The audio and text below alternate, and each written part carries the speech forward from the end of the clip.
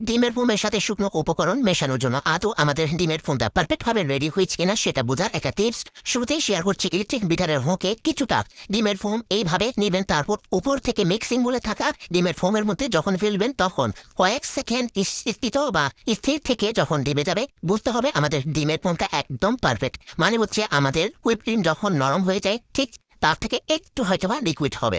তো এবার আসি শুকনো উপকরণ কয় ডিমে কয়টা রাখবে। সাধারণত আমরা দোকান থেকে যখন একটা ডিম কিনি বেকিং এর ক্ষেত্রে সেই ডিমের ওয়েটটা 50 গ্রাম আমরা ধরে থাকি। সেক্ষেত্রে তার শুকনো উপকরণ লাগবে মানে ময়দার পরিমাপ লাগবে 1/4 কাপ, মানে হচ্ছে 25 গ্রাম। যখন ডিমটা আমরা ক্রয় করে বা বাসায় আনি তখন সেই ডিমটার ওজন 50 গ্রামের মধ্যে সীমাবদ্ধ থাকে না।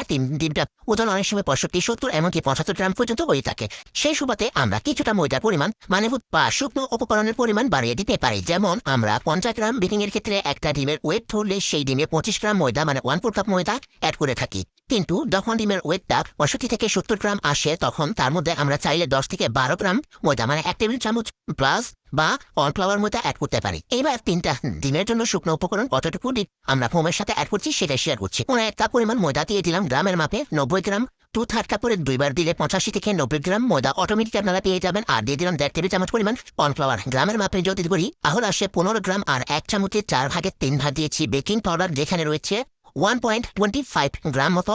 এরপরে 3 ডিমের শুকনো উপকরণ আপনাদের সাথে মেজারমেন্ট আমি যেভাবে সবসময় এই বেসিক বা যে কোনো স্পঞ্জ কেকের ক্ষেত্রে তৈরি করি সেটাই শেয়ার করলাম। নতুনদের উদ্দেশ্যে প্রত্যেকটা ভিডিও আমি শেয়ার করে থাকি। যারা এই সেক্টরে খুব বেশি এক্সপার্ট তাদের উদ্দেশ্যে কিন্তু আমি শেয়ার করি না। তো এবার আসি শুকনো উপকরণ মেশানোর ক্ষেত্রে। শুকনো উপকরণ যখন ডিমের ফোমের মধ্যে দিবেন তখন নিজের ইচ্ছা মতো সময় নিয়ে বা ঘাটাঘাটি করে তারপর ধুমধাম করে মেশাবেন এমন কিন্তু না। শুকনো উপকরণ ফোল্ড এবং কাট মেথডে খুব বেশি লং সময় অথবা খুব বেশি অল্প সময় খুব দ্রুত চেপে চেপে মেশানো যাবে না। চেপে চেপে যখন মেশাবেন তখন আপনার ডিমের ফোমটা নষ্ট হয়ে যাবে, ফলে কেকটা শক্ত হয়ে যাবে। যখন খুব বেশি সময় নিয়ে শুকনো উপকরণ আলতোভাবে মেশাবেন ডিমের ফোম ঠিকই ঠিক থাকবে, কিন্তু যখন কেকটা বেক করবেন দেখা যাবে আপনার কেকটা রাবারি টাইপের হয়ে যাবে। ডিমের ফোমের সাথে অবশ্যই শুকনো উপকরণ ভালোভাবে মেশানোর পরে সেই ডিমের ফোম শুকনো উপকরণ মিশিয়ে যে ব্যাটাটা তৈরি হবে সেটা হতে হবে একদম স্মুথ দানাদারবিহীন, যেখানে কোনো প্রকার দানাদার বা গুটি গুটি শুকনো উপকরণ দলা থাকতে পারবে না। পরবর্তী সময়ে যদি শুকনো উপকরণ দলা থাকে সেই কেকটা বেক হওয়ার পরে ভেতরে শক্ত গুটি গুটি থাকবে। এই বিষয়গুলি অবশ্যই আমাদের লক্ষ্য রাখতে হবে। মনে রাখবেন